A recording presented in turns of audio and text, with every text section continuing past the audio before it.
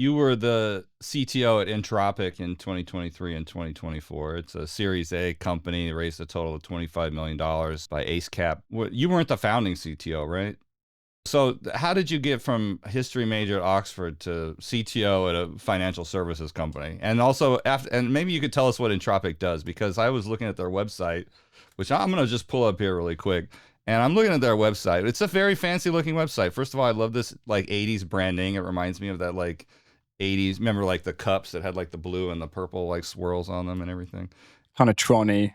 Got this cool animation as you scroll down, which I haven't seen a website do that before. Unlocking the power of information. That sounds good. Yeah, Cosmos is collapsing into disorder. Yeah, it's all this stuff. But I can't actually tell what this company does and what their product builds. So maybe tell us that. But how did you get there? Sure. So I think probably it starts about 10 years ago. I'll do the short version, as short as I can make it. So 10 years ago, I joined like my first startup. It was called Byline Media, and it still actually is going today, sort of like different owners, etc. But it's still kind of going quite strong here in the UK. And the key idea with Byline when I joined it was crowdfunded journalism. So Kickstarter for journalism basically was the pitch. So this is where are we now? So this is 2014. Was supposed to be like a Substack, like. So now we've got stuff like Substack, and we've got examples of like how this could have worked.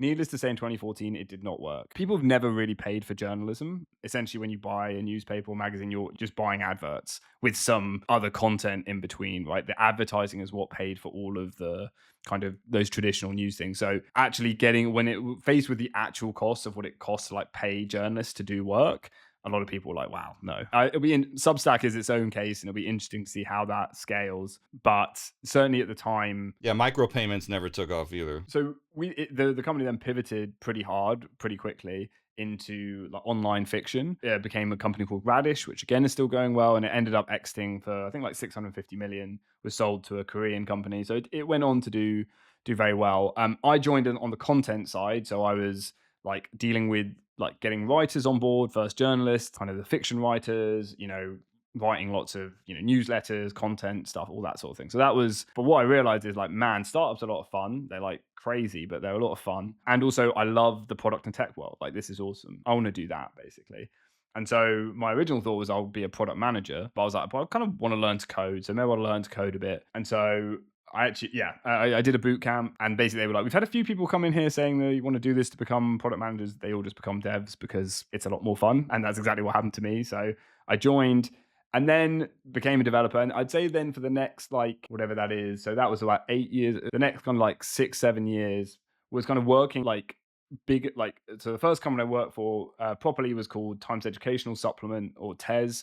And that, like, the company itself is like 100 years old. It's part of the Times newspaper, right? So, I went from like pretty established, but still quite forward-looking. Actually, it was like a very forward-looking CTO and doing quite innovative tech stuff at the time. But I kind of like worked my way almost like one more earlier in the life stage of the company. And so by the time I got to Entropic, I actually joined as like an engineering manager. And this is actually kind of a common pattern I see kind of startups, where they'll hire their first like head of engineering or VP of engineering or something like that. And then about 6 months later, they're fired because basically they come in, they go, well, I'm the head of engineering now. This is how we do it. And the founders go, actually, this is how we do it. And then fight. And then the founders win, right, eventually, unless the VP can adapt. So that's what happened. He was fired. And basically after a while, I was like, look, you need someone in this spot, right? You need someone leading the tech side, working directly with you as founders. Like, I haven't done this before, but only guarantee I can give you is that I will do it your way. I have no other way to do it apart from your way. And I think that got me the gig.